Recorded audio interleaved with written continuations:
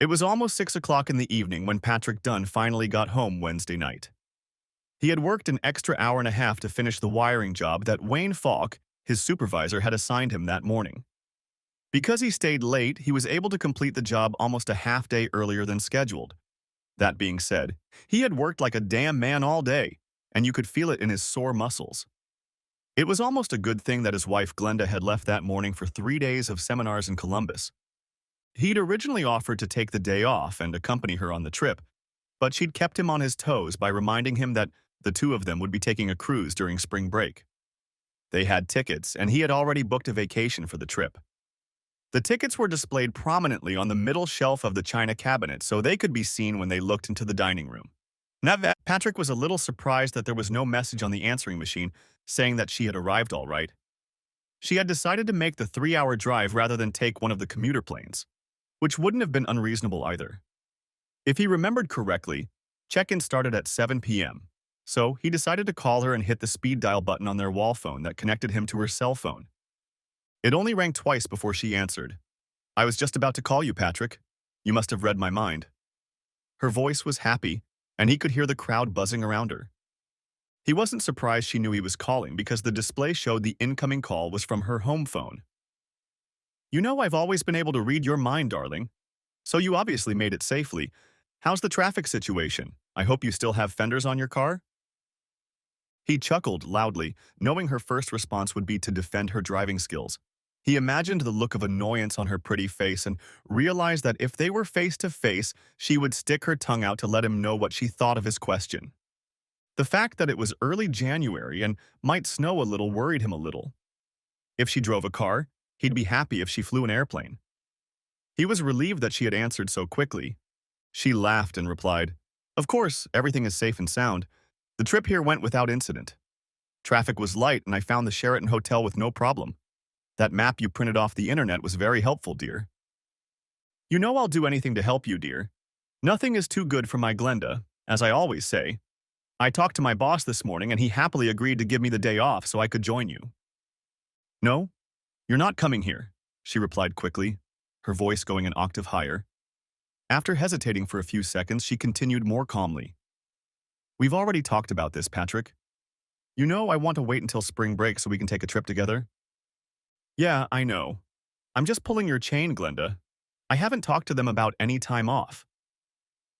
He was going to answer exactly that, even when she flatly rejected the idea, but it bothered him that she was so firm in her answer. "I'll stay home like a good boy and do what I'm told." He laughed, as it was not in his nature to let her get her way so easily.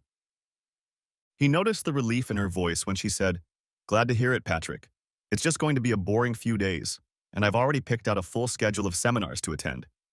While we're here, we won't have time to do anything together." "You said I must be reading your mind, Glenda. Did you want to talk to me about something?"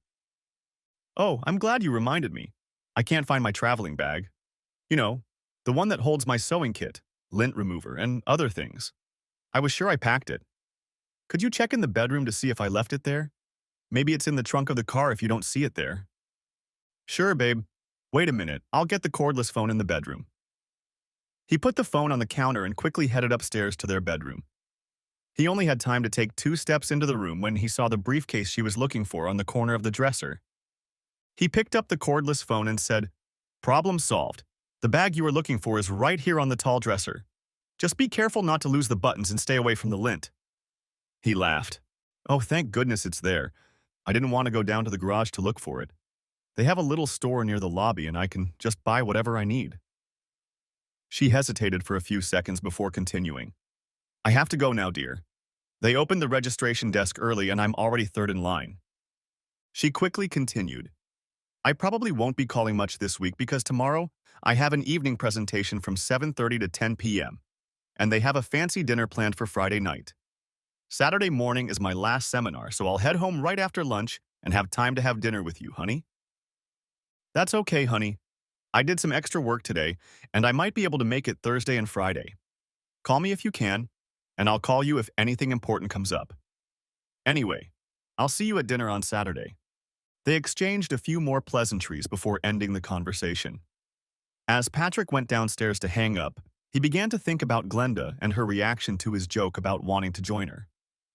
She had been acting a little strange for months now, either too quiet or too eager to please.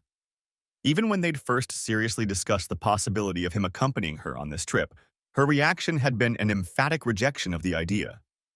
The realization that he was hungry distracted him from thinking about Glenda's recent actions, and he decided to order a pizza. It was still almost 40 minutes before the estimated delivery time, so he headed straight upstairs to remove his dirty work uniform and take a shower. He then changed into jeans and one of his many work shirts emblazoned with the logo of Anderson Electric, his employer. He was relaxing at the kitchen table sipping a beer when they brought him a pizza. He knew he should have made himself a better dinner, but being overweight had never been a problem for him. His job kept him in great shape. Glenda wasn't a big fan of pizza, so he felt comfortable indulging himself while she was away. The next day, he would pack leftovers for lunch. Most workstations had a microwave where he could heat up the food. He spent the next hour watching one of the news programs on TV, but soon realized that his attention to the talking head had waned, and he went back to thinking about Glenda and her change in behavior over the past 60-plus days. It bothered him that something had changed in her, and that she objected so strongly to him joining her on her big trip. Glenda was a real beauty in her 35 years, tall and slender, with long dark hair and dark eyes. She worked as a sociology professor at a local college. She had just been hired as a professor at the end of the previous academic year, and she was very proud of the fact that she had succeeded. As one of the junior faculty, she had more classes than the others, but she mentioned that she was provided with a teaching assistant, or TA as she called it. When the fall semester started, she told him how nice it was that her TA, a senior who was graduating in the spring, could do some of the grading and student advising tasks that she had always been solely responsible for. She mentioned that his name was Anthony, but Patrick couldn't remember if he'd ever heard his last name. His name had come up a few times in the first couple months, but she hadn't said anything about him in a while. In mid-November, she started talking about upcoming seminars she wanted to attend. They were scheduled for the week between New Year's Eve and the start of the second semester. It was considered professional development, and the college was paying most of the cost. At first, when he suggested she go with him, she didn't object, but after 2 weeks, she decided she didn't want him to go with her and offered to go on spring break instead. Reluctantly, he agreed to her emphatic decision. There was little talk of seminars over Christmas, and they enjoyed the holiday, spending it with family and friends. He noticed that she had received several large envelopes with registration and training materials, and that her registration was quickly sent back. She seemed eager to go traveling and had even started packing her suitcase a couple days before New Year's Eve. She had always been organized, and that was nothing unusual for her. He returned to their bedroom a little after 8 o'clock, intending to continue reading the book he had left unread on the bedside table. When he got to the bedroom and noticed the bag Glenda had mentioned, he decided to put it back on the closet shelf where it was usually kept. When he picked it up, he noticed that it was on top of Glenda's journal, a book he thought she usually kept in her bag. They had been married for 8 years, but he rarely saw her diary, as she hid it in a safe place most of the time. Years ago, just after they were married, he had jokingly asked her to let him read the diary, but she had flatly refused, letting him know that it was her personal and private use. She said it was the same as her thoughts or memories and for her eyes only. They never discussed the subject again, and in the 8 years of their marriage he had only seen it in her hands a couple times. Both times, it had taken her by surprise, and as soon as she saw the book, she closed it and snapped the little lock shut, effectively locking it away. Patrick suspected that she kept a journal in her office at the college, though she might have done it at home while he was at work. Their schedules didn't match, and she was usually home when he left and back by the time he finished his shift. Returning the bag to the closet, he walked over to the dresser and picked up the magazine, touching it for the first time in a long time. The book was 6 inches by 8 inches and an inch thick. It was bound in red leather and closed securely with a small brass latch. As he picked up the book, it occurred to Patrick that it might hold the secret to Glenda's change in behavior over the past few months. Instead of putting the book back on the dresser, he carried it downstairs, returning to the kitchen.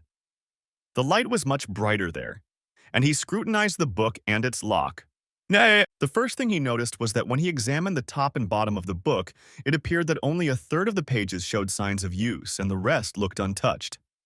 His first thought was that there was no way this book could be Glenda's only diary.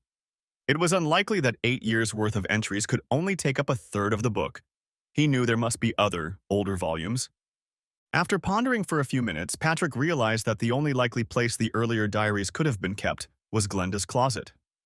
They each had their own closet, and he had never looked in hers. Pondering this, he headed up the stairs to their bedroom. After 5 minutes of careful searching, he found a shoebox on the back top shelf, and when he opened it, he discovered a stack of red leather diaries. He immediately returned to the kitchen with his treasure. The first thing he noticed was that all the diaries were the same. Each had a small, round white sticker on the spine, and the 6 books he found were numbered 1 through 6. The one currently in use was unnumbered. Looking closer, he realized that each one had the name Coombs embossed on the bottom of the back cover, and he recognized it as the name of a local specialty store. The next thing he noticed was that all 7 locks were the same. None of them had any identifying numbers or marks on them. He wondered if they were all locked with the same key. Another thought came quickly to mind, and he immediately turned to the shelf under the phone and grabbed the phone book. In just a few seconds, he found the phone number for Coombs Specialties. It was now 25 minutes to 9, and he wondered if they would be open, since many downtown stores were open late on Wednesday nights. After 2 rings, the phone was picked up. Coombs Specialties, how may I help you? The voice belonged to a young woman, and her question sounded sincere. Hello, I understand you sell red leather dailies that are approximately 6 by 8 inches in size. Do you know if you have any of those in stock right now? I'd like to get one as a gift. I think I know what book you're talking about. Hold on, I'll go see if they're on the shelf. She wasn't on the phone for about 3 minutes, and when she came back, she said, Yes, we have 2 in stock. After making sure the store would be open until 10 p.m., Patrick quickly left to look at one of the new diaries, which could possibly be used as a source for getting the little key that opened them. The chances were slim, but he knew that if he tried to open one of the locks, he would probably mess it up, and Glenda would probably never let him forget that he had tried to look in her diaries. Half an hour later, Patrick was on his way home again, and in his bag he had one of the red leather diaries with a key. It wasn't cheap, almost $60, but he didn't care about the price. It was a small price to pay for the opportunity to find out what was bothering his wife. He could always use the new diary as her birthday present. He already had visions of her hiding her illness from him. She had done it once before when the results of the PAP test turned out to be abnormal, and had bottled up her worry instead of sharing it with him. In the end, nothing terrible happened, but he couldn't help but know that she'd had a mammogram in the fall. Another thing he thought might have caused her concern was the infighting that was going on among the college faculty. He knew that if she had a problem with any of her colleagues, she would never tell him about it. Glenda felt she should handle her own problems and make her own decisions when it came to her job. Of course, there was another possibility. He tried to ignore her, but she kept prying into his thoughts. What if she was having an affair? Like any gullible husband, he couldn't bring himself to admit the thought and instead focused on other possible explanations. In some respects, they were an unlikely pair. He was an inch shorter than her, with blonde, neatly trimmed hair and blue eyes. He was muscular and she was tall and slender. They had known each other since high school and had even dated a couple times. After high school, they went their separate ways. Patrick became an apprentice electrician and Glenda went to college and graduate school. They met by chance in their final year of college when they were both invited to a mutual friend's birthday party. They hit it off immediately and married a month after her graduation. By then, he was already working as a master electrician and had a small house for which he had recently made a down payment. That house was their home for the first 5 years, but since Glenda was now making a good salary and Patrick was working full-time, they decided to move to a bigger house. They had already discussed having a baby, or maybe 2, and decided that by the end of the school year, Glenda would stop using the birth control pills she had been taking throughout their marriage. Back home, Patrick wasn't 100% sure that the key to the new journal he'd bought would fit the locks of the journals he'd found. The key, kept in a small brown envelope, in the box where the diary was kept, seemed very small to him. He began to think that perhaps he should have just asked the seller if the same key fit all the locks. He had already decided that if the key didn't fit, he would forget the whole thing. If each lock locked with a different key, he wasn't going to waste time searching the house for Glenda's hidden stash of diary keys. Anyway, 5 minutes after he walked through the door, he was sitting at the kitchen table with a stack of diaries and an open can of Coke in front of him. The small key was in his right hand, and he was looking at the seventh diary, the one with Glenda's last entries. He knew that if he tried to use that key and it worked, there would be no turning back. He would open her diary and read what she had made clear was meant to remain just for her. He sat like that for a few minutes, trying to decide if he wanted to cross that line. He was afraid he'd accidentally let her know he'd been peeping and she'd never trust him again. In the end, concern for her health and the constant, unspoken question in the back of his mind prompted him to open the lock. The key fit precisely, turned smoothly, and the lock opened with a click. In a few seconds, the book was in his hands, and he opened it to the last page Glenda had used. At the top of the page was the date of the previous day, and about 3/4 of the page had been used. He quickly began to read the neat handwriting written on the page. It took about a minute to read the lines, and by the time he had finished, his face had turned pale, lost all expression, and his eyes had taken on that gleam that tears cause. He slowly stood up, picked up the can of Coke, and walked over to the kitchen sink. Standing there and staring blankly out the kitchen window, he slowly squeezed the can of Coke, not noticing that the drink soon began to overflow over the rim of the open can and run down his hand into the sink.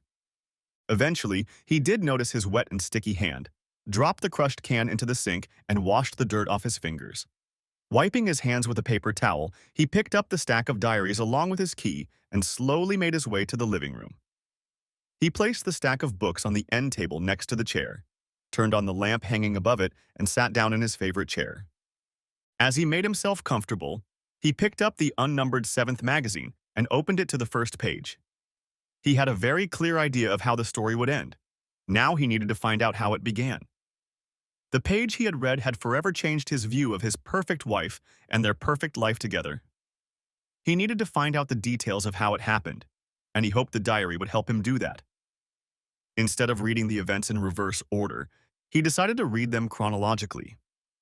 For a while, he thought about going straight to the Sheraton Hotel, going up to room 412 and dealing with his wife.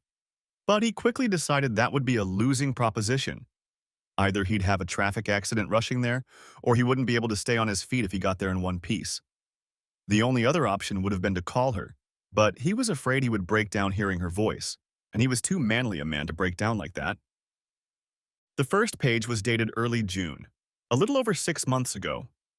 He began to read it, carefully searching for anything that might have anything to do with the devastating information Glenda had written on the last page. None of the entries pertaining to the summer months contained anything that could help him understand his wife and the plans she was making. There were only a few mentions of her being happy with her life, her husband, and how her career had progressed since she had been hired. Everything he read should have made him feel happy, proud, and confident in his marriage. But he knew how the story would end when he reached the last page. That knowledge spoiled all the good things he was reading. In early September, Glenda finally made an entry in her diary that had something to do with what Patrick was looking for. Leaning back in his chair, he reread the relevant part of the entry twice. September 8th. Dear Diary, my new assistant dropped by my office today.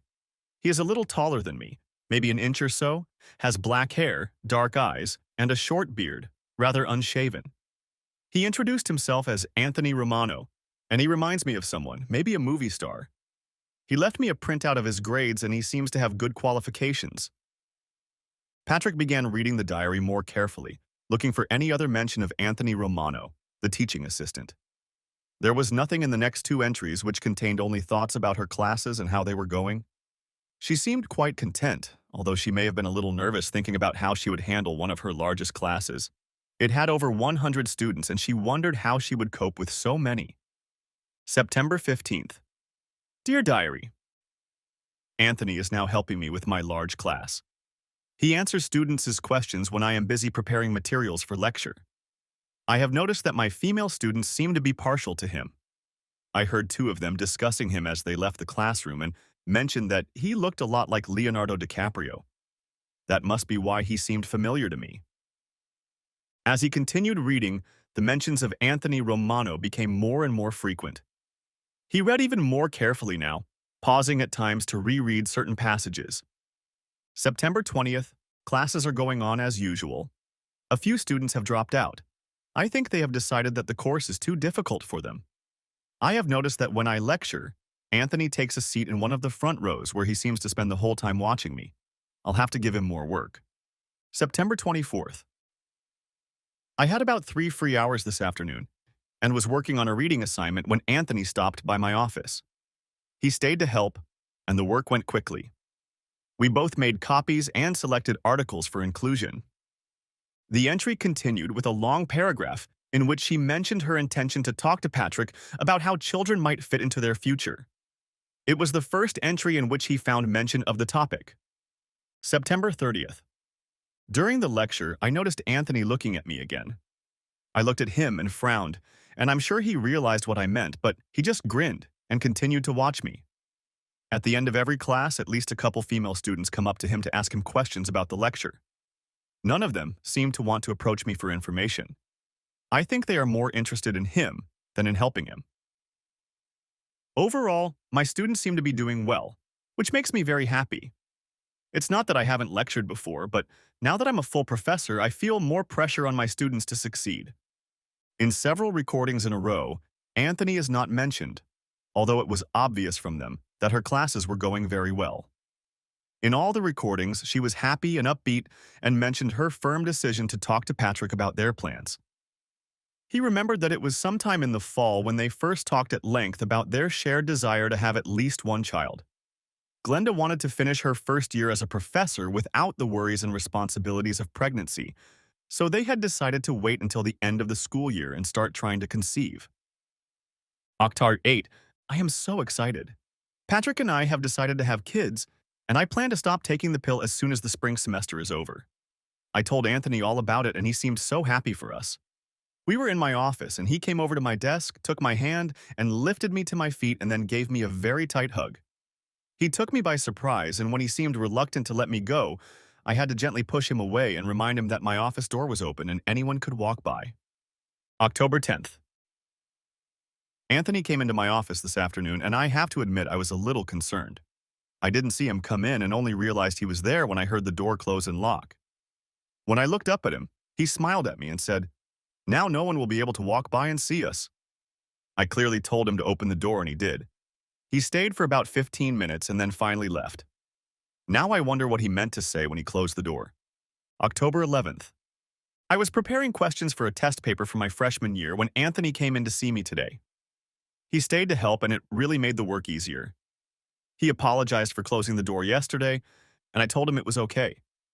When I asked why he was so interested in me, he said that he enjoyed the company of mature women much more than girls his age. I told him that I was happily married, but I must admit that his words flattered me greatly. The thought that he might be more interested in me than some of the young women in our college so excites me that I find it amazing. October 13th. I expected Anthony to stop by my office today, but he didn't. I was a little disappointed since I wanted to talk to him about what he said about being interested in mature women. October 15th. There were a lot of students in my office today when Anthony came in. I was hoping he would stay until the last one, but he was gone by the time I finished discussing essay topics with the last group. October 16th. Today, I finally got a chance to talk to Anthony. He asked if I could close the door so we wouldn't be disturbed. And I agreed. I was able to ask him about why he finds mature women more interesting, and he told me that his first experience was with a 40-year-old widow who lived next door. He claims that girls his age don't know what they want themselves, not like mature women.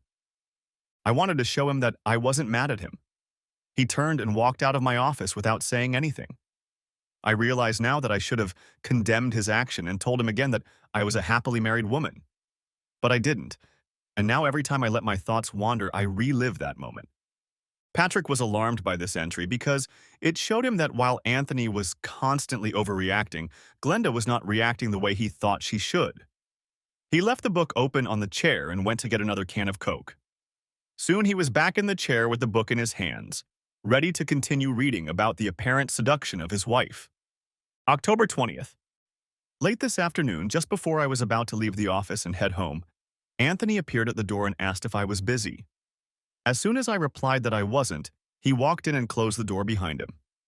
He completely ignored my request to open the door and headed straight for me. He took my hands in his and told me that he had been thinking about me constantly for the past 4 days. He said he wanted another kiss, a longer one. I told him that I was not a widow looking for a lover and that it was not appropriate for him to pursue me in this way.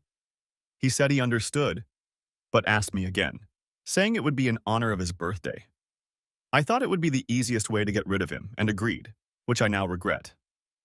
I didn't know what to say and apologized for not having a birthday card to give him. He smiled and said it was okay. His birthday was in July. I should have been angry at him for tricking me, but I could only laugh at his ploy to get me to kiss him. He thanked me for the wonderful kiss and walked out of the office. I don't know what's wrong with him, but I'm afraid he might get me. I'll have to be more careful with him in the future. Anthony was not mentioned in the next 3 entries. Glenda was busy correcting a small test she had given to her largest class and checking the essays her students had sent in.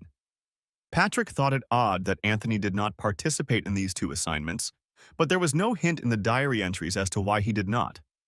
October 30th. For the first time, I am at a loss how to tell you about my life. I guess the only thing I can do is describe what happened today. I don't know how I should act with Patrick when he gets home, as I'm afraid he might look at me and realize what has happened. It all started when Anthony walked into my office this afternoon. I was busy reading and didn't hear him come in, and he surprised me with his cheerful, "Hi." When I looked up, he was already closing and locking my office door. Somehow I didn't say a word to him about it. As he approached my desk, he reached over and took my shoulders and pulled me to him. He didn't let me say a word. I was so ashamed.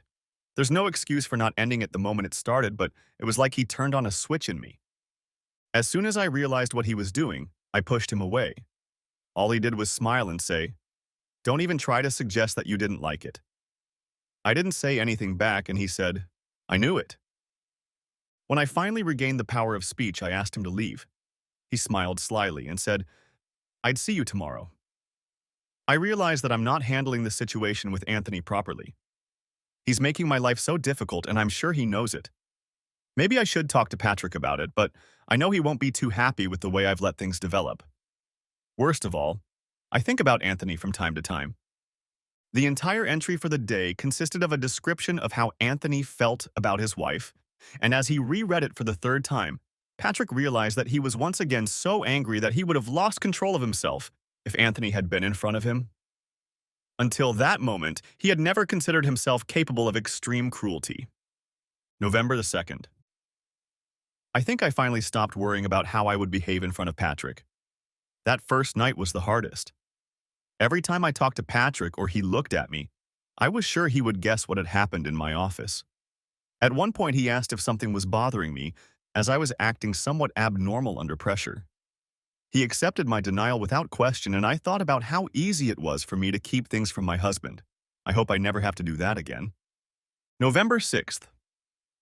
It had been a few days since I had last seen Anthony alone. He was in a class where he is contractually obligated to help me, and I noticed that he is still looking at me. When he catches my gaze, he smirks, and I know I blushed the first couple times it happened. I wonder how I'll act the next time he shows up in my office alone. Novi 8. Anthony walked into my office this afternoon, but there were several other students already there. I happened to look up as he turned to leave, and he kissed me and then smirked. I'm sure the other students didn't notice it since they were standing with their backs to him, but I wish he had been more attentive to my position. Just after the new year, I received an invitation to attend a seminar series in Columbus. It looks interesting, and I think I'll attend if I can. I ordered an information packet. November 9th. Yesterday was another day that will be very difficult to write about. I'm again very unhappy with Anthony's behavior and my own, and I'm wondering how this will end if I don't do something about it soon. I had a couple of hours to spare this morning, and I was already hard at work when I heard the office door close and lock. I don't know how Anthony manages to sneak in without me knowing. I asked him to open it, but he just ignored me. When he tried to lift me from my seat, I resisted. Unfortunately, my resistance weakened as he continued. I thought, what harm can another little kiss do? If only it had. As soon as I regained control of myself, I pushed him away and ran to the bathroom. Tears stood in my eyes as I got my clothes back to normal. All I could think about was how angry Patrick would be if he saw us, or if he even knew about this. Anthony walked through the bathroom door. He must have seen that I was very upset and left as soon as he said he wasn't going to apologize and hoped we could do it again. I should have told him not to even think about it, but I was upset and only came to my senses after he left. What surprised me the most was how well I held myself in Patrick's presence when he came home from work. I'm sure he didn't suspect a thing, and I could hardly believe I didn't feel tense as we talked all evening. The entry for the entire day was again about the Anthony episode, and Patrick reread it several times as his anger built up again. Finally, he turned the page and continued reading Glenda's diary. For an entire week, there was not a single mention of Anthony or anything related to the developing relationship between Glenda and her TA. Moreover, Patrick noticed a certain sense of satisfaction in her entries. November 17th. God, I just don't know what's happening to me. Anthony has taken hold of me in ways I never imagined. I don't know if it's his rough exterior or some flaw in me, but I just can't hold my own around him. This afternoon, he came into my office and sat on the corner of my desk. I told him we would have to talk about what happened the last time he was here, and he quickly agreed. He just watched me and smiled as I told him how wrong it was that we were somehow related. I reminded him that I was happily married and that my position as a professor could be jeopardized if anyone found out what we had done. As I spoke, he only nodded and smiled at me. When I finished speaking, I leaned back in my chair, confident that he understood my position. Despite my reasonable approach and confidence that the situation was resolved, I noticed strange behavior on his part. After a few minutes that seemed like several minutes, but actually lasted only seconds and 40, he asked me if I wanted to lock the door or if he should do it. I couldn't find the energy to answer, and after waiting only a few seconds, he got up, closed, and locked the door to my office. Walking over to my desk, he invited me to join him on the small leather couch in front of the bookcase. I can't find the words to explain why I agreed to his request. An hour later, he thanked me and left. We've entered dangerous territory, and I just don't know what to do about it. A big part of me wants to fire him as my assistant, but another part of me says we didn't do anything that bad. I can never tell Patrick about this, and thankfully, there's no chance he'll ever find out. My office is on the 4th floor, not on the street, so no one will see us. Hopefully, my emotions will be back to normal before I get home to Patrick. Patrick had a hard time reading this message as it was obvious that the situation had escalated quickly. He already felt that he definitely didn't know his wife as well as he thought he did, and had already decided to read all of her diaries, no matter how long it took. He went back and reread the 2 pages again. When he finished, he looked up and casually noticed that it was already 2 in the morning. He knew there were many more pages to go, but there was no way he could put the book aside. Before he started reading again, he called the Anderson Electric office and left a message on the answering machine that he would be free the next day for personal reasons. He hadn't yet made a final decision on what he would do, but he already knew that his life had changed forever. Where there had once been love and dreams of the future, there was now only cold emptiness and growing anger. He went to the bathroom to drink the last can of Coke and continue working on his journal, then went back to the living room to get a new one. He didn't feel tired and didn't think the caffeine in the soft drink was keeping him awake. His brain was working on a fast track, trying to digest everything he had read. He looked at his watch again and marveled that it was only 8 hours ago that he had talked to Glenda and had his suspicions. November 22nd. Anthony was in the office this afternoon, and I did my best to keep a desk between us. He didn't push his way in or try to lock the door. I've felt so guilty these past few days that there was no way I would have agreed to let him even touch me. I think he sensed my determination to keep things between us on track. I hope I can keep that determination. For the next few days, there was no mention of Anthony in the records. He could tell that Glenda was in high spirits as the first semester was coming to an end. There were only a couple weeks left, and she was looking forward to the end of them. November 23rd. I told Patrick about the seminars, and he doesn't mind me attending. He even offered to take time off to go with me. I need to think about it. We could do some things when I'm not attending the seminars. It was obvious to Patrick that between November 23rd and mid-December, Glenda's decision to have him accompany her to the seminars had completely changed. He continued reading. November 25th. Anthony was in the office this afternoon, asking if he could come over to my house. I clearly answered him that this was not going to happen. He was particularly interested in whether Patrick was working out of town at night. The next idea was to visit him at the house on 2nd Avenue that he shared with 3 other students. When I told him there was no way I was going to do that, he replied that I could always call him if I changed my mind. His name and number were in the phone book. Except for the fact that he was trying to convince me to meet him outside of college, he was on his usual behavior. I told him about the seminars I planned to attend, and he seemed interested in them. I told him they were for faculty only, but he only smiled. November 30th. Yesterday was another day that will be very hard for me to tell you about. It seems to me that I have completely lost my way. Last night I hardly slept at all, and even Patrick seemed to realize that something was wrong. I wish I could explain to him what's on my mind, but it's just not possible. I've had several dreams about Anthony over the past couple days. I have no affection for him, but I just can't get over him and the things we did together. What is wrong with me that I can't stop him from doing this? I just stood there and watched him close and lock the door. I couldn't even imagine saying no to him. The whole time we were lying on the couch, my mind was telling me to stop. When he left, I closed the door and started to get dressed, crying. How could I let this happen? Same. I spent the rest of the day at my desk with the door closed, alternately crying and thinking, trying to figure out how this happened. Maybe I should see a therapist. Although Patrick saw genuine regret and anguish in Glenda's words, he could find no justification for why this had happened, something she had clearly participated in willingly. The more he read, the darker he became in his soul, and the words he read had an extremely negative effect on his usually generous and happy character.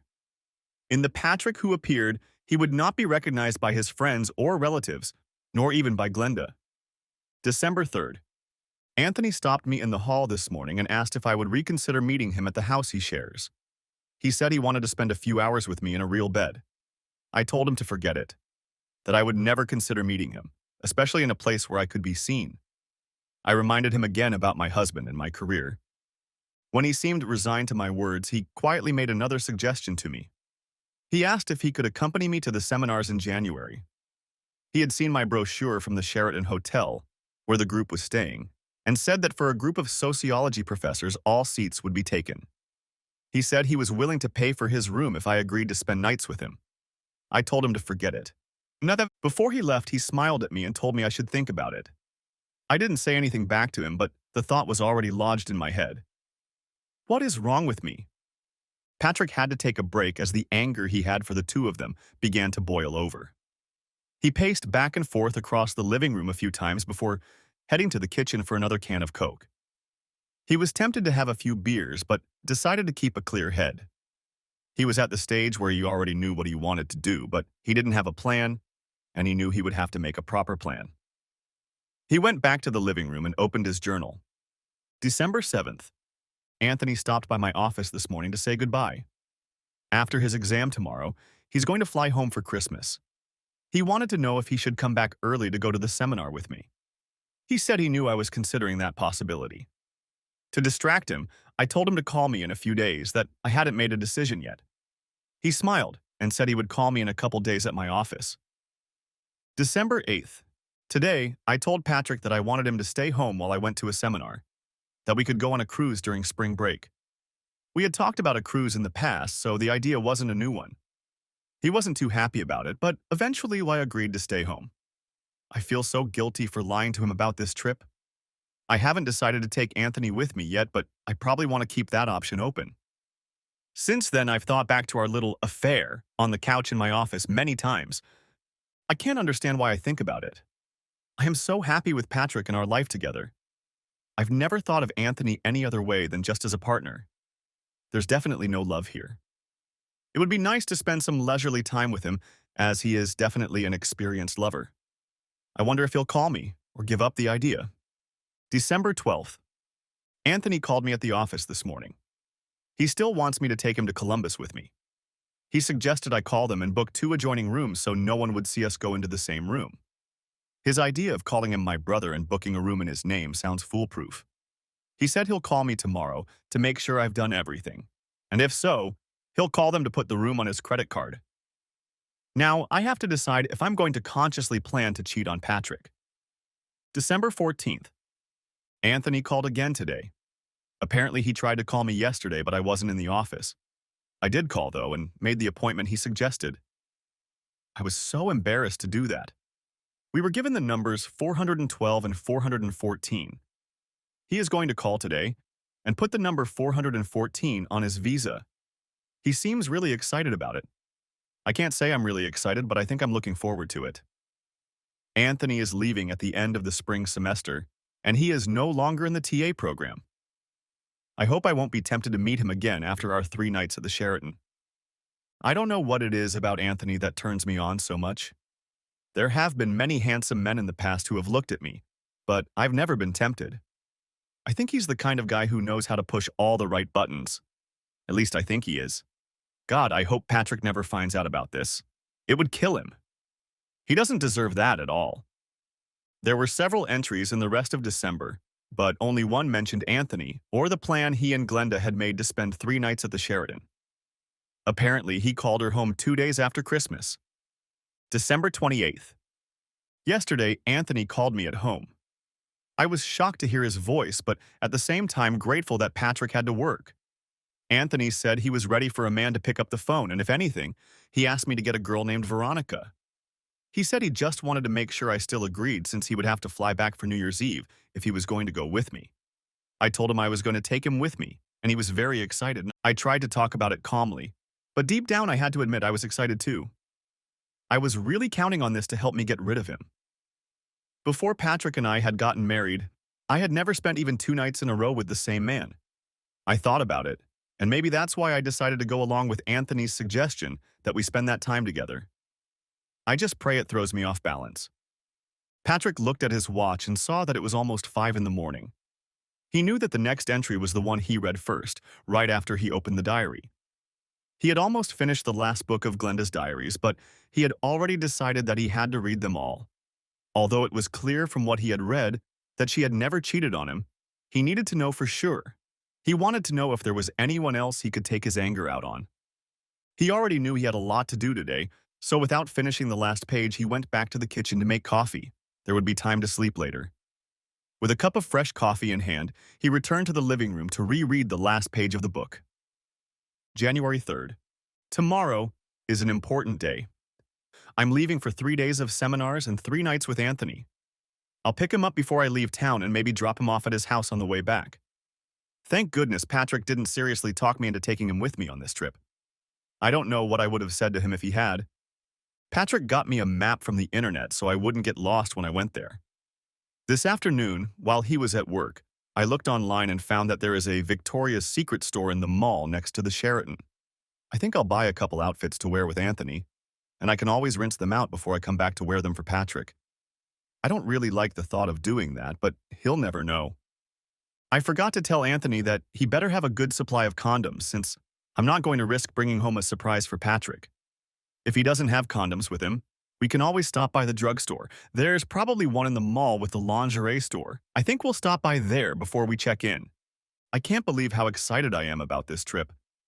I'm also wondering if Anthony will expect me to do things that Patrick and I have never tried. I'm not sure I'll like it because it will be hard to offer Patrick something new right from the doorstep. He might wonder where I got the idea. Maybe if that happens, I'll save what I learned for our cruise because you can always say I'm just adventurous. I've already started packing, and I hope Patrick doesn't find it suspicious. The last thing I want is for him to suspect anything. I just read all my thoughts for the day and wondered if I could really go through with it. What happened in my office was very spontaneous. If Anthony and I are going to spend even 1 night together on this trip, it has to be planned ahead of time.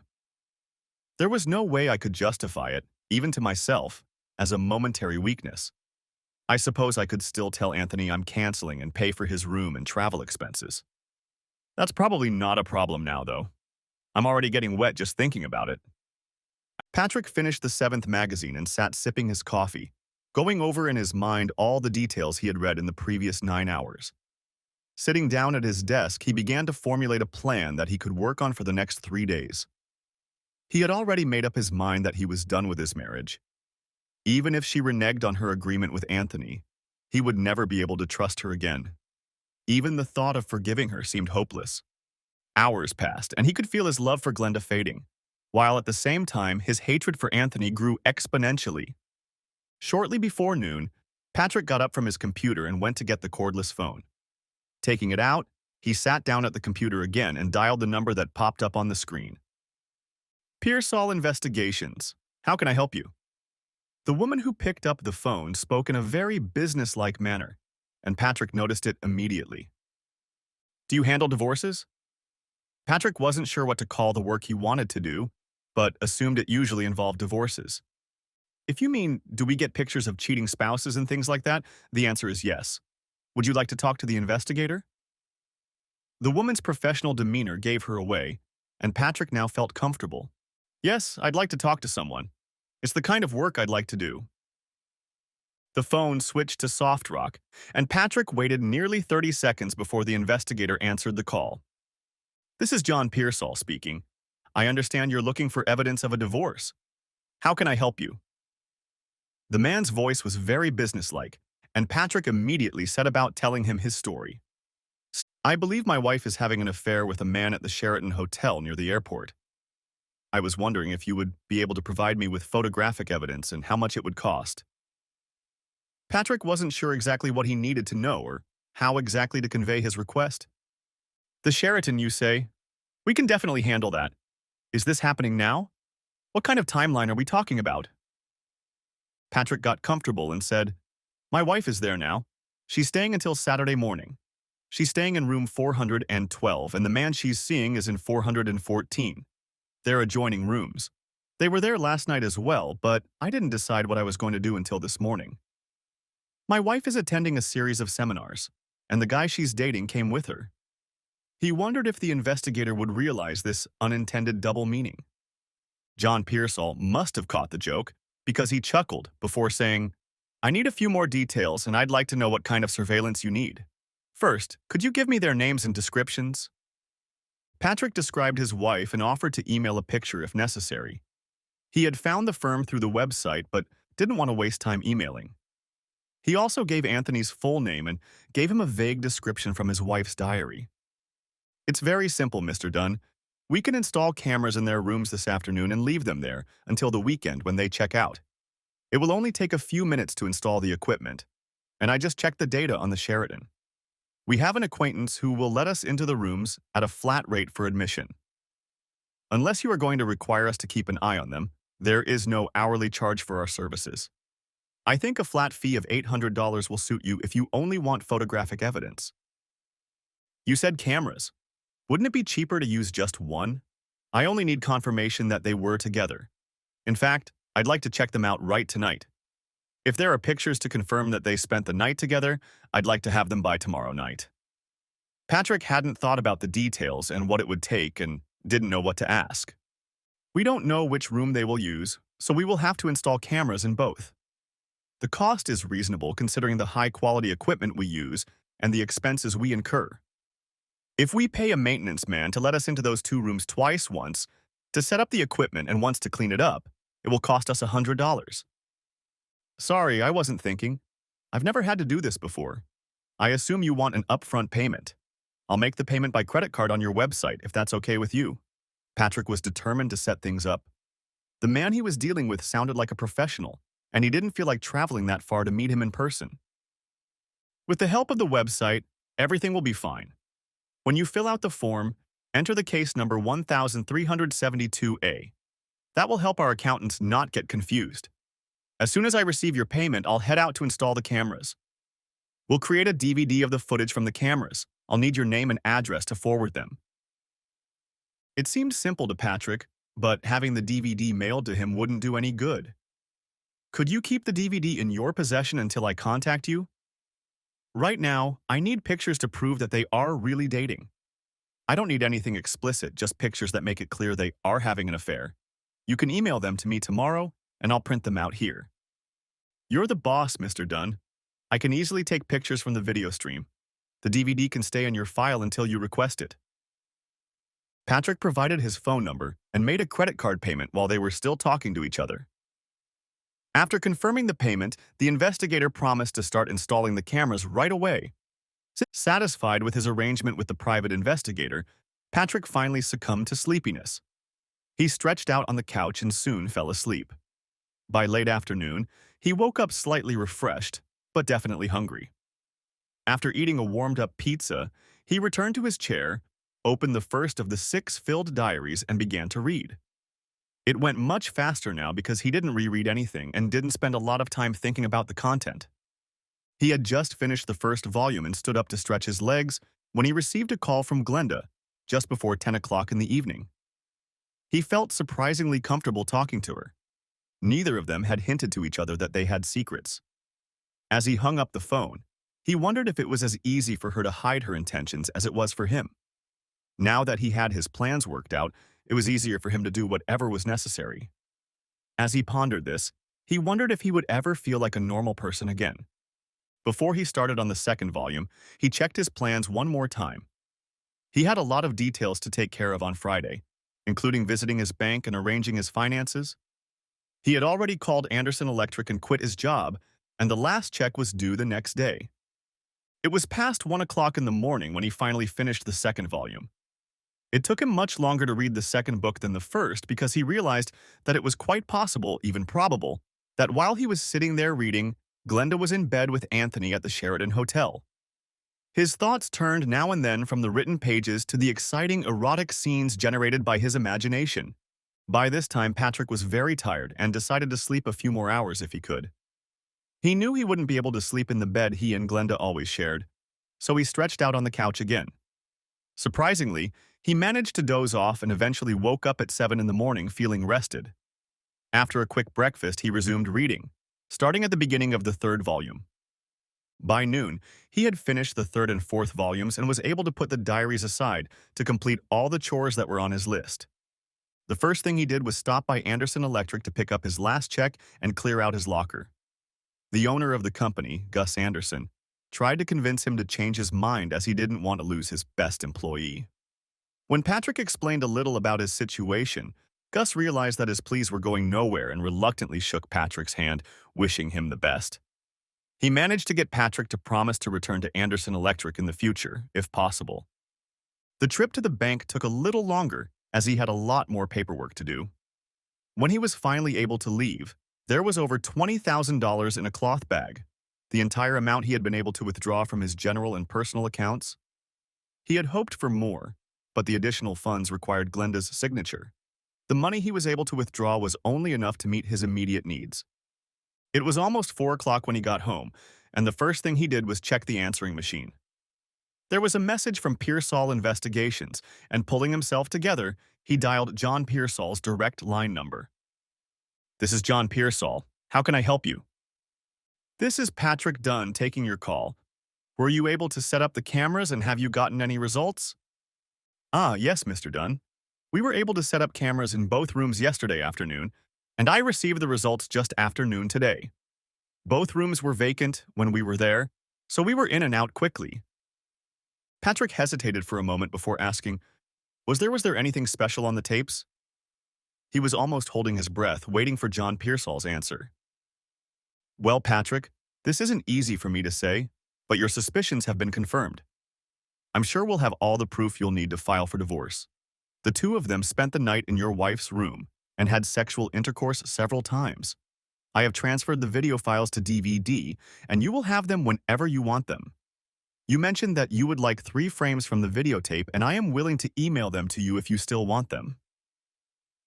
Those words from John brought tears to Patrick's eyes, much to his own surprise.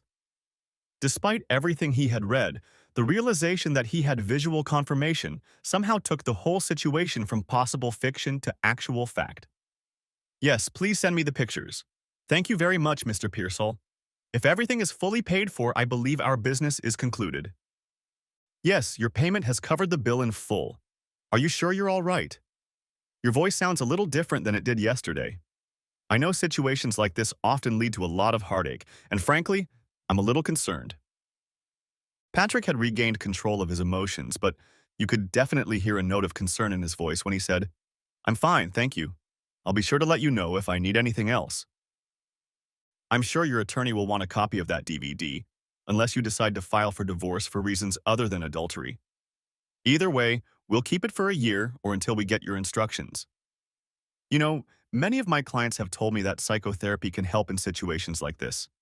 It's not my expertise, but I realize that affirmations like the DVD I have here often make a big difference to the injured party, and that a good therapist can help you through it all. Please don't worry, Mr. Pearsall.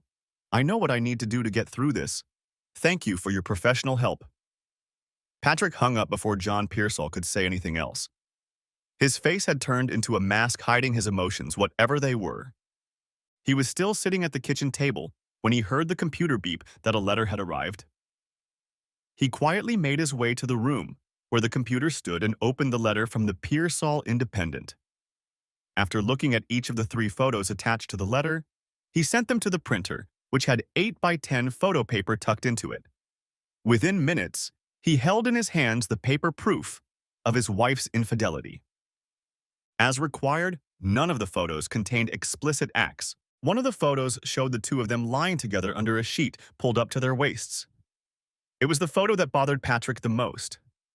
It was enough to send Patrick past the point of no return in his emotions. Taking one last careful look at each of the photos, Patrick placed all 3 in the brown envelope that was waiting there for him. Leaving the envelope on the kitchen table, he returned to the chair he had spent most of the last 2 days in and picked up the 5th diary. Shortly before midnight, Patrick finished the last 2 volumes of Glenda's diaries. As he sat and pondered all 6 volumes, he realized how much Glenda had always conformed to his ideas of her. There were very few surprises within the pages of these 6 books. Nowhere had he read anything that might have led him to think of betrayal. But he had learned many little secrets about her that helped him make sense of situations in their past. He realized that she was more insecure than he had realized, as many of her diary entries testified to how much she lacked self-confidence.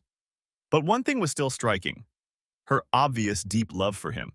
This made it even harder for Patrick to understand her actions with Anthony.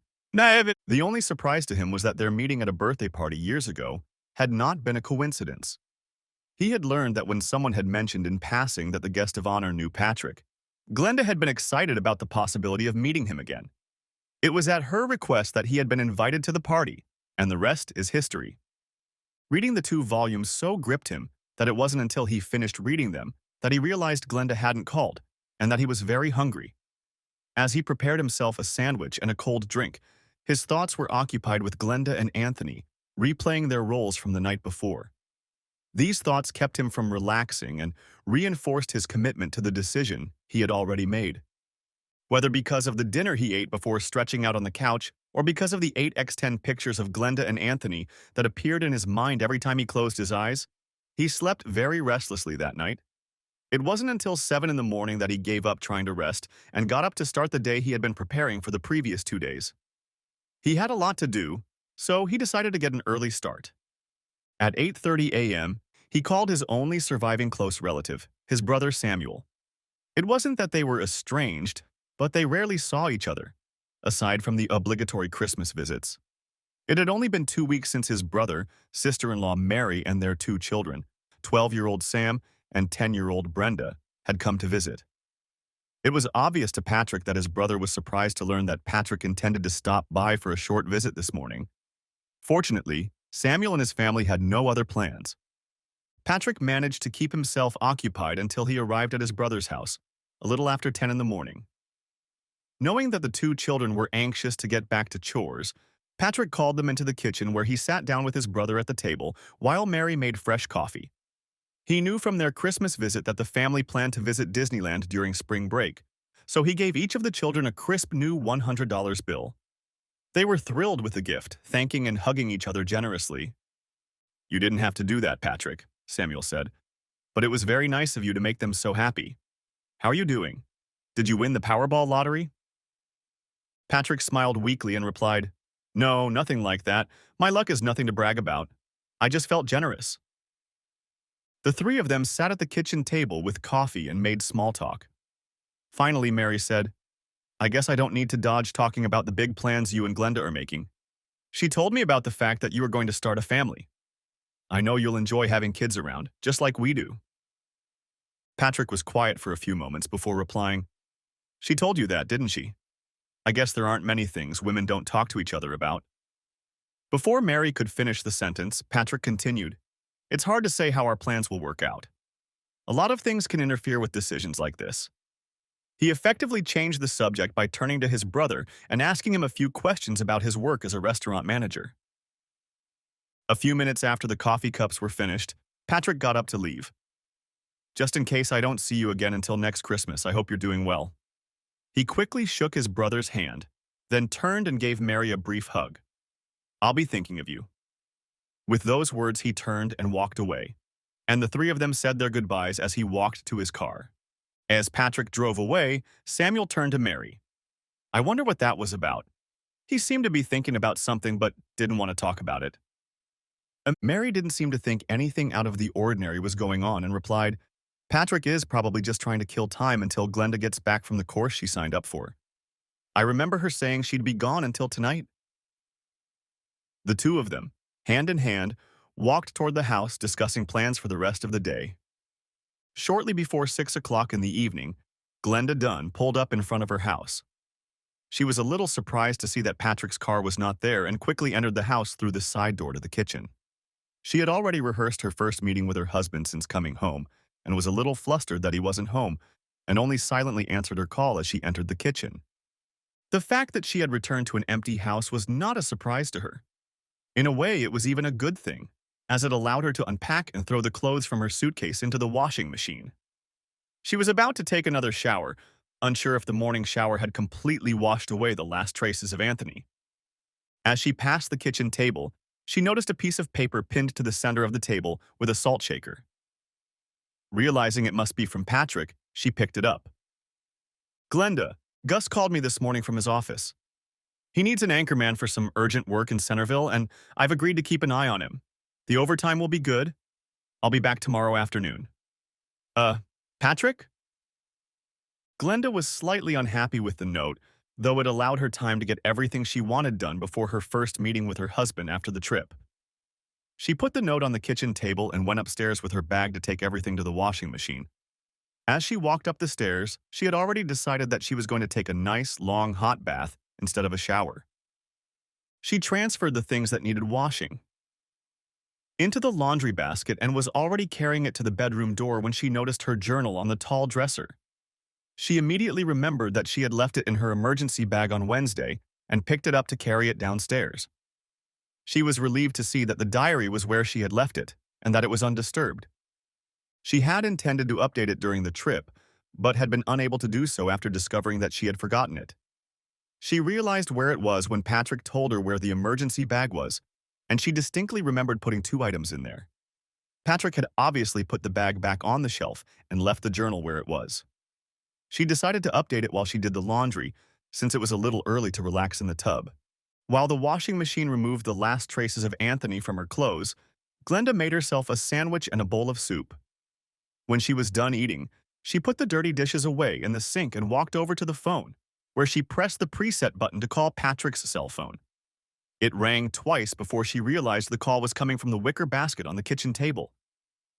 In the basket, they both kept their keys, cell phones, and sometimes their wallet or change. After hanging up the phone, she walked over to the counter and took Patrick's cell phone from the basket. Damn, how am I supposed to get in touch with you now? It was a purely rhetorical question, and after asking it, she walked back to the kitchen table and placed the day planner in front of her. The small brass key that could be used to open the day planner was in her wallet, attached to a piece of red yarn, and she quickly undid the lock with it. With the lock undone, she opened the book to the first blank page, took a pen, and began to write. January 7th. The most eventful 4 days of my life have just ended, and I hope I can remember everything I wanted to tell you. Some things may not be pleasant to put on paper, but I have to do it. When I picked Anthony up from his house, it was obvious that he was looking forward to the moment. As we drove, he kept trying to touch me, and I resented him a little bit for it. Eventually, he left me alone until we got on the highway, after I warned him that someone I knew might see us. The further we got away from the city, the more I relaxed, and when we finally got there, I was already enjoying myself and his attention. We stopped at the mall before heading to the Sheraton, and while he went to the drugstore, I went to the Victoria's Secret store to pick out my underwear. He must have run all the way there and back because he joined me in the store before I could buy anything. He made several suggestions, and I ended up buying one set that he liked and two that I preferred. I wore them for him Wednesday night, and he doesn't know it, but I wrapped them in an empty bag and left them in the trash when we left the store this morning. There's no way I can wear it for Patrick, especially since Anthony picked it out. I also decided to throw away the two sets of bras I bought, since I don't want anything to remind me of my nights at the Sheraton. I know I will never be able to erase all the memories, but I will try. On Wednesday night, Anthony came to my room, and it didn't take us long to get to know each other. After that first night, I finally realized that there was a huge difference between sex and love. I told Anthony that was the end of it. The novelty I had enjoyed that first night quickly wore off, and I began to realize how much more I enjoyed making love with my husband. I didn't want to fight with Anthony, so I didn't say anything to him until we started getting ready for bed. He became very angry, and for a while I was even a little scared of him. Since it was getting late, we decided to stop arguing and fell asleep pretty quickly, although I had already started making plans on how I was going to try to make it up to Patrick. Friday morning, I woke up and found Anthony preparing to do this to me. I tried to stop him and told him that I meant what I had said the night before. He wouldn't listen to me. When he finished, he went back to his room, and I locked the connecting door between our rooms.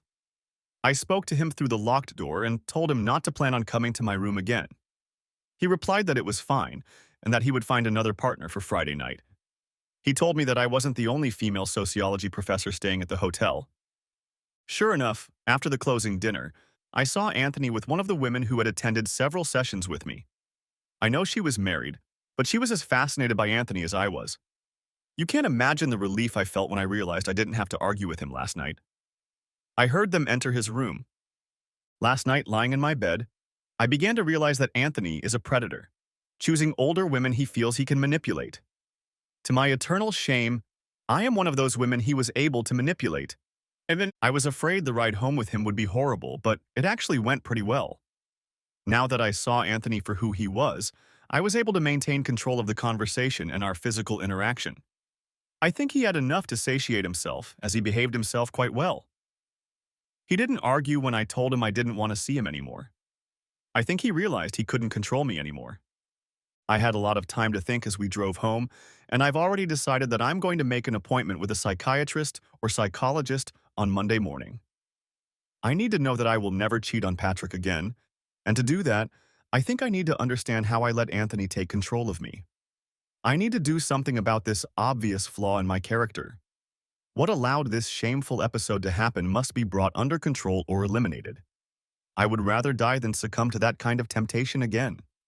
I have also decided to spend the rest of my life making amends to Patrick, even if he never learns the reasons why. It is enough that I know this terrible secret. I can only pray that he never finds out. There is one more decision I have made. If Patrick agrees, I intend to stop taking the pills when my prescription expires in 12 days. The prospect of having children has begun to worry me, and there is no point in waiting any longer. When Glenda finished writing her long entry, she used the pen as a bookmark, left the book on the table, and went upstairs to prepare a bath. She took the cordless phone with her into the bathroom in case Patrick called. Filling the tub to the proper level, she added the bath oil, lit the candles, and submerged herself in the water. Once settled in the tub, she finally closed her eyes and let the warm water relax her. She was so comfortable that she was on the verge of sleep when she had the feeling that she was being watched. She slowly opened her eyes and turned her head to peek into the bedroom, but no one was there. She got comfortable again and continued to think about how she could make it up to Patrick for her stupid relationship with Anthony. An hour later, she returned to the kitchen completely refreshed. After putting the laundry in the dryer, she returned to the kitchen table to reread the last entry in her journal. For a moment, she was confused by the fact that the pen was missing from the book. She was sure she had left it between the pages, but soon realized her mistake when she saw it on the kitchen table next to the wicker basket. Taking the pen, she opened the diary and began to read. Sunday morning, Glenda got up refreshed and was excited to start a new phase of her life. After spending the morning cleaning, she showered and changed into an outfit she knew Patrick liked.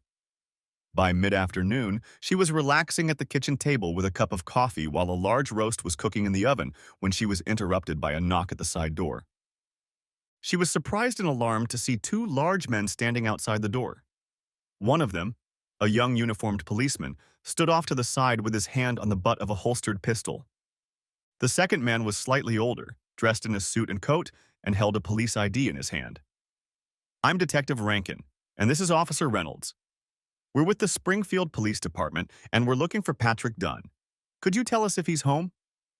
Glenda's face reflected relief, and she quickly replied, "Patrick is at work right now. As soon as I saw you, I was afraid something had happened to him.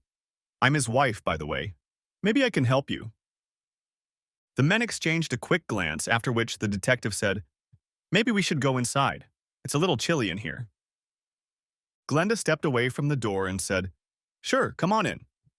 She led both men into the kitchen and continued, "Why are you looking for Patrick?" A look of concern reappeared on her face, then she asked, "He wasn't hurt, was he?" Detective Rankin quickly replied, No, nothing like that. As far as we know, your husband is perfectly healthy. We just need to talk to him about a case we're working on. Are you sure your husband is on the job?" "Of course I'm sure." She walked over to the counter and picked up the note Patrick had left for her. She held it out to the detective and then continued, "You can read his message for yourself. It was waiting for me when I got home from my trip last night." Officer Reynolds positioned himself behind the counter from where he could watch the back door and the entire kitchen. He continued to keep his hand on the butt of his weapon. Detective Rankin held out a note to him, and after reading its contents, the officer handed it back. "Do you mind if I keep this, Mrs. Dunn?"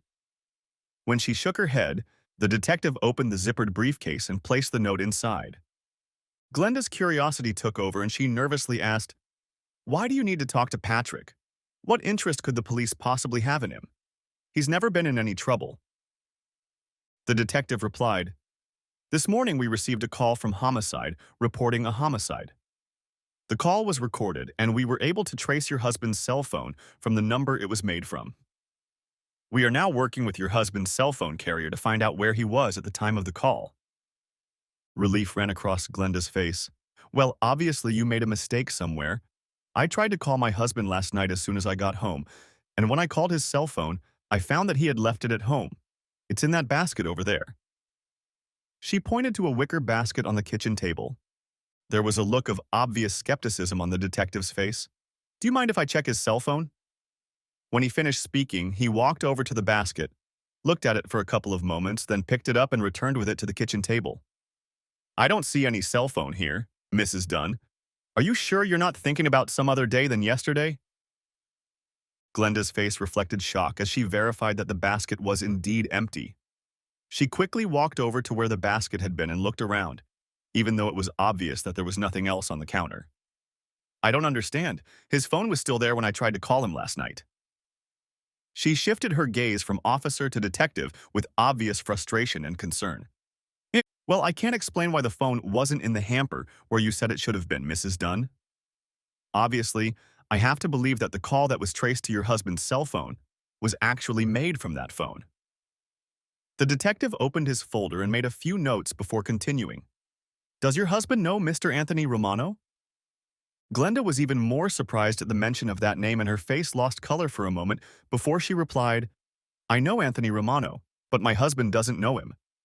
Anthony was my assistant last semester." The two men exchanged glances again before the detective said, "So your husband had no reason to dislike Mr. Romano? Are you absolutely sure he didn't know him?" Glenda began to panic and replied, "No, Patrick never met Anthony." The detective took a few more notes, then looked up at her and said, "It seems your husband knew Mr. Romano well enough to call and report his murder." "Yeah." Glenda was so shocked by this statement that she sat down at the table and only then said, "Anthony is dead. He he was on a trip with me and I brought him home yesterday around 5:30 p.m.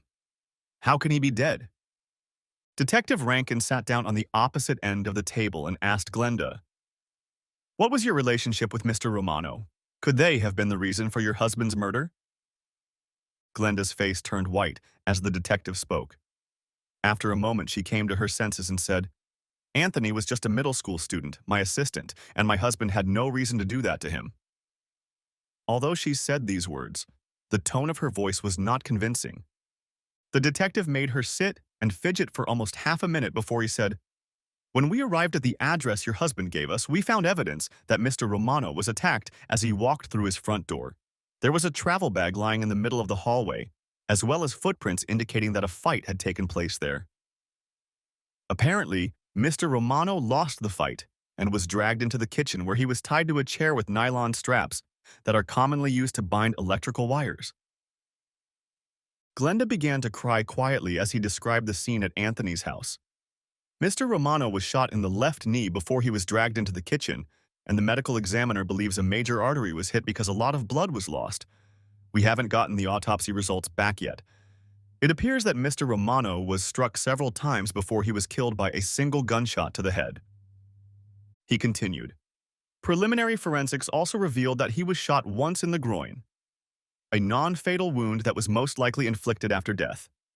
The estimated time of death is between 6 and 8 o'clock in the evening." At this point, Glenda interrupted him, saying, "Patrick would never do anything like that. He's not like that." Her crying had almost ceased, and it was obvious that she was angry rather than upset. The detective turned to his notes again before continuing. "According to the state, your husband has a permit for a .25 caliber semi-automatic handgun. One of the bullets that hit Mr. Romano was recovered from the chair he was tied to, and our technicians have tentatively determined that it was a .25 caliber. There also remains the question of motive." Detective Rankin rummaged through his folder and finally pulled out 3 photocopies, which he placed on the table in front of Glenda. These are photocopies of 3 photographs found at the crime scene. Their placement on the table next to Mr. Romano indicates that he was shown the 3 photos before he died. Blood spatter indicates that they were there when the fatal shot was fired. I don't think you've been completely honest with me about your relationship with Anthony Romano or your husband's interest in him." Glenda took the 3 photocopies in her hands and stared at them in shock as the detective spoke. When it dawned on her exactly what the photos depicted, she began to cry in earnest, saying, "No, Patrick couldn't have known." Just as he was about to continue describing the crime scene, the detective received a call on his cell phone. During the 3-minute conversation, he said almost nothing and spent most of the time writing in his notebook. While he was writing, Glenda had become quieter and was now sitting with her hands in front of her face, sobbing. Finishing his notes, the detective looked up at Glenda and said, "Your husband's call was made from Windsor, Ontario. The local Windsor police worked with a cell phone company and found his cell phone. It was in a cloth bag along with credit cards and a .25 caliber handgun that was registered to him. The bag was in a trash can in the Walmart supermarket parking lot. No one saw him or his car, although license plates from his car were also found in the dumpster. They believe he may have stolen a license plate from another car in the parking lot to blend into the flow of cars from Ontario." This news did not comfort Glenda, and she continued to cry inconsolably as she sat at her desk. After watching her for a few minutes, the detective pulled another photocopy from his folder and placed it in front of her. It was a copy of a photograph of a small brass key with a ruler lying next to it. "There was a small key in the photos. We have no idea of its significance. Do you recognize it?" Glenda looked at the photograph and immediately grabbed her purse. In a matter of seconds, she pulled the diary key out of her purse and placed it next to the photo of the doppelganger. At that moment, she completely lost control of herself and collapsed into the chair. The only words she uttered afterward were, "Diary," and "Patrick." The 2 men stayed with Glenda for almost 15 minutes, waiting for her to calm down. Eventually, they managed to convince her to call someone who could come and be with her. After making sure her sister would arrive within a few minutes, they finally left. As they walked to their cars, Officer Reynolds asked, "Do you think they'll apprehend him quickly?" "It all depends on how well he can hide for the next 2 weeks. He hasn't committed any crimes in Canada, so I don't know how much of a priority their police will place on finding him. It's not like he's a serial killer. If he manages to go undetected, the longer he's on the run, the less chance he has of being caught. If he's still at large in 6 months, we can ask that this case get publicity on television. Some of these most wanted shows are getting good results." Officer Reynolds pondered that answer for a few seconds before asking another question. "What did you think of her cell phone story? I thought she was being serious when she said the phone was there last night." "Yeah, I agree. I don't think she was lying or confusing her statement. I suspect he came back here but for some reason never carried out what he had planned. While here, he probably saw his cell phone and decided to take it with him. The uniformed officer looked a little puzzled and asked, "Well, if he was here, why wouldn't he let her know? It's inexplicable that he came back and just took the phone." Detective Rankin stopped, looked at the young man, and said, "Think about it. Patrick Dunn just killed her lover and is coming home. The only reason to come back that I can think of is to kill her and possibly myself. I don't know what happened that made him change his mind, but I don't believe for a second that he just went back for his cell phone." Reynolds nodded his head slowly, mulling over the detective's words. Finally, he said, "I think Mrs. Dunn will eventually realize how close she came to taking her life and wonder why she didn't. I wonder how she'll feel about it." Thanks for watching. I hope you enjoyed it. So subscribe to my channel and watch the next video.